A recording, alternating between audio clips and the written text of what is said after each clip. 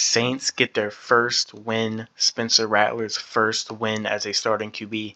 Kellen Moore's first win as a head coach. Ended up beating the Giants 26 to 24. I think my score prediction of this game, I said a few days ago, I'm pretty sure I had it around 24 to 17. We ended up winning 26 to 14. So pretty close, but off. One thing I want to talk about, this game got off to a scary start. Right, our first drive looked horrendous, and obviously the Giants went down and scored 2 touchdowns on their first 2 drives, but obviously didn't end up getting any points after that. But yeah, this game started off scary. I mean, we were down 14-3. Like I said, that first drive was horrendous. Giants went straight down the field, scored a touchdown. Then I think we got a field goal. Giants went straight down the field again, scored a touchdown.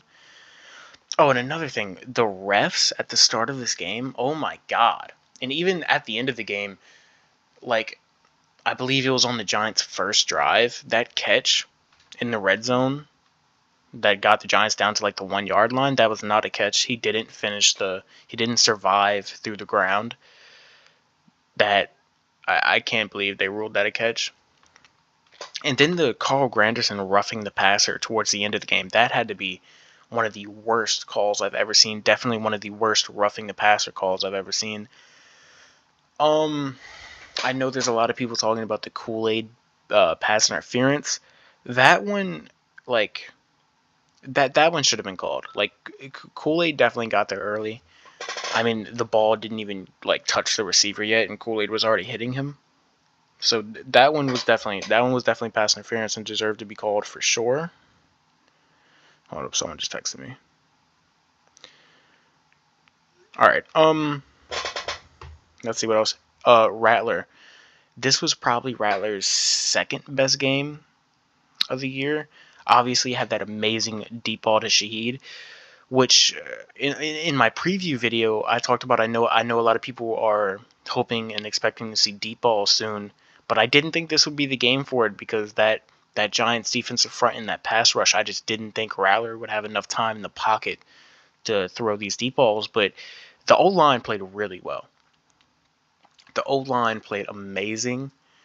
I know the Giants didn't get any sacks. The PFF grades for this game aren't out yet, obviously. Once they are, I am planning to make a video on that.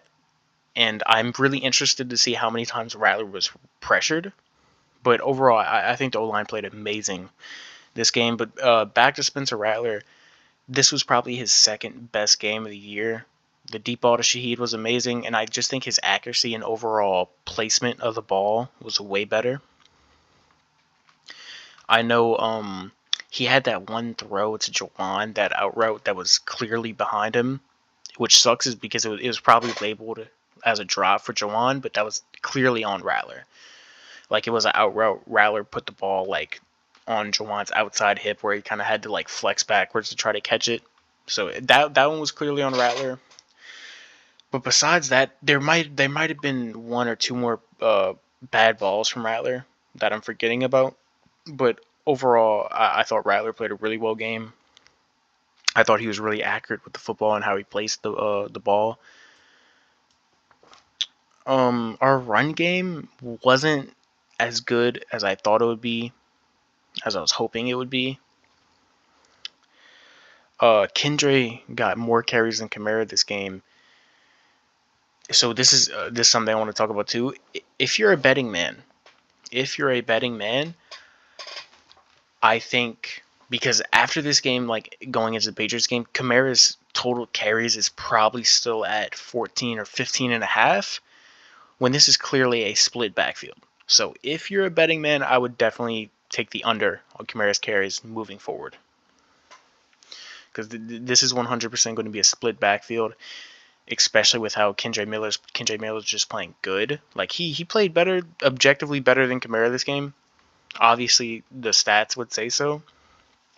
I don't know. It just felt like Kamara had one good run early in the game, that toss. But like, other than that, it just felt like he had defenders in his face, like behind the line of scrimmage for the most part. So I don't know how much blame you could really put on Kamara there, but But yeah, I thought Kendra played really well.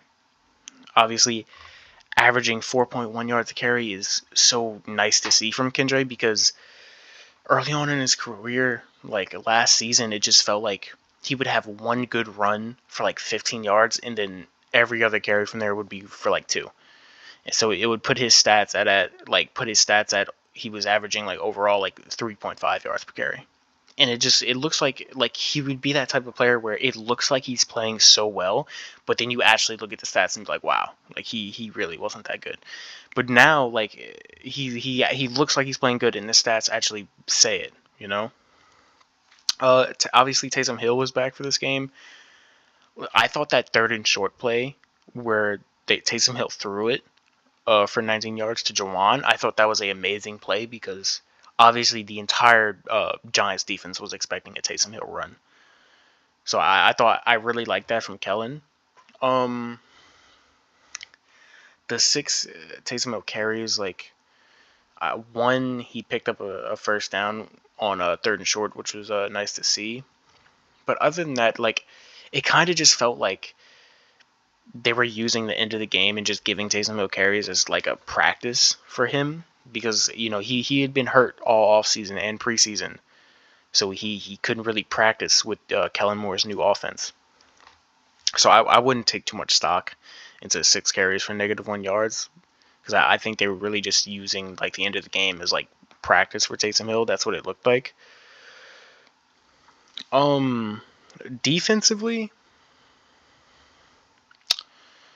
Defensively, let's talk about Kool-Aid first. Kool-Aid has been getting a lot of flack this season, rightfully so. He's been bad. And even at the start of this game, he was playing bad. He got absolutely bullied on the Giants' second touchdown. I mean, like, and it wasn't even a good ball from Jackson Dart. It was a bad throw, but Kool-Aid was so out of the play that it didn't even matter. But obviously, Kool-Aid stepped it up towards the end of the game with the 2 interceptions. The first one, he did really well just reacting to the scramble drill. Kool-Aid was all the way on the left side of the field.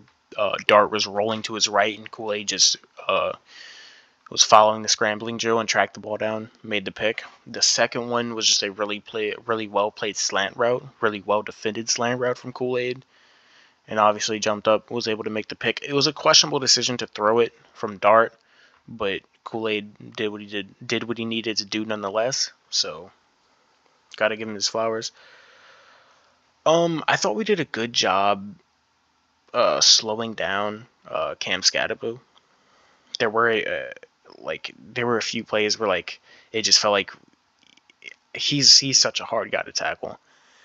But I think once we like kind of shut the run game down a little bit and we forced Jackson Dart to throw the ball, I said this in my preview, but like I said that in my preview video that we need to make Jackson beat us over the air. Like, we need to force him to throw the ball, especially with Malik Nabers out. And I think once we were able to do that, I think our defense played really well. He did run 7 carries for 55 yards. His longest was for 20, and I don't know, but I think that might have been the Giants' longest gain offensively. And that's another thing I thought our defense did really well, is just keeping everything in front of us, not letting the Giants get big chunk plays. Even though there were 2 plays, like there was a deep ball to Darius Slayton where Slayton just dropped it.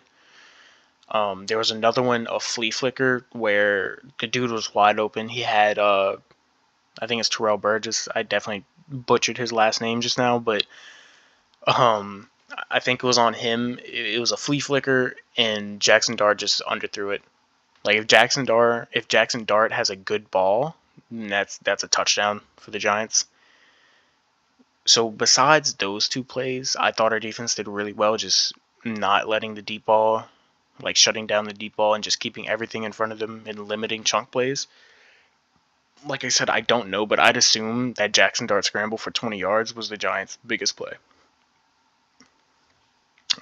Apologies for my voice. I am sick, by the way. I don't know if I mentioned that already. Let's see, another thing I want to talk about. One thing I do think the Saints need to improve at is red zone efficiency.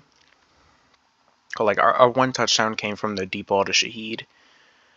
But it's just, man, like we need to figure out like what does a touchdown from like 3rd and goal from the 6 look like? You know? Like what does a touchdown like 15 yards out for us look like? Like we just weren't able to like finish in the red zone this game. Um yeah, like because that's what really gave the Giants a chance for like a while in this game is because we would get a turnover and then we get 3 points or none. And that kept the Giants in this game. Like before that Brian Brzee, before he punched it out, the Giants were up by 5 and marching. Or no, excuse me. We were up by 5 and the Giants were marching, you know? Which amazing play by Brian Brzee, by the way. And then obviously Howden took it back for a touchdown. If Howden doesn't take that back for a touchdown, there's a good chance we don't score or we just get another field goal off of that turnover. Which then we would only be up by 8 and the Giants would have the ball. So yeah, that's something I think we definitely need to improve at is just red zone efficiency. You know, like I want to see touchdowns off of these turnovers, and like whenever we get in the red zone, I want to see touchdowns. Our red zone touchdown percentage this game had to be like none, honestly. Like I think every time we got in the red zone, we at least got 3. There was one that a missed field goal from Groupie. Yeah, let's talk about Groupie real quick. I thought he played well this game. He missed the one from 52, which look, it's 52. It's no gimme, which it's 52 yards from the line of scrimmage, but that's really like 57, 56 because you know he's kicking it like a good 4 yards behind the line of scrimmage. So look, that's no gimme, but you would definitely love to see him make those. And he did have a I think it was a 56 against Buffalo. And then even earlier in this game, I think he hit a field goal that was around a 50-yarder. Let's see that if I can find that in the box score, actually. Oh, Gruber was 4 for 6. He missed 2.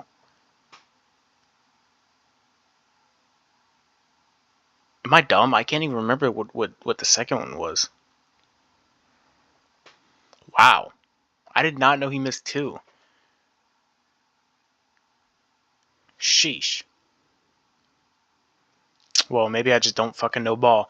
I really thought he was 4 for 5. I honestly did not know he was 4 for 6. I don't remember what second one he missed. Well, yeah, maybe Groupie's just shit. Anyway, but yeah, he did hit a long from 53. So I still believe in Groupie. I think he's going to be able to get it together moving forward, but it needs to happen fast. And I think that the Saints definitely should start bringing in kickers to compete with Groupie and hopefully like just light a fire under his ass. But yeah, overall, look, this is a big, much needed win for the Saints. And overall, I thought we played pretty well. Played pretty well, not including the first quarter. We started out slow, which cannot happen. Like I said this in my preview that we needed to start out fast, and that didn't happen. But fortunately, we were still able to get the win. But now looking forward, moving forward to New England in the Dome next week, and then going to Chicago, we need to be able to start out fast. I said this last week that I think we have a good chance of getting at least 1 to 2 wins from this stretch, being New York, New England, and then Chicago. And we've already got 1. And I think we have a good chance of beating New England next week. And then I think we have a good chance of beating Chicago in Chicago. You know, especially if we could start out fast. But yeah, that's one thing I would look to see the Saints improve on after this game is just red zone efficiency. But yeah, once the PFF grades come out, we're gonna make a video on that, looking at the PFF grades. And after Monday Night Football today or tomorrow, I'm gonna be releasing my Week 5 power rankings are going into Week 6, so be looking forward for that. And yeah, that'll do it.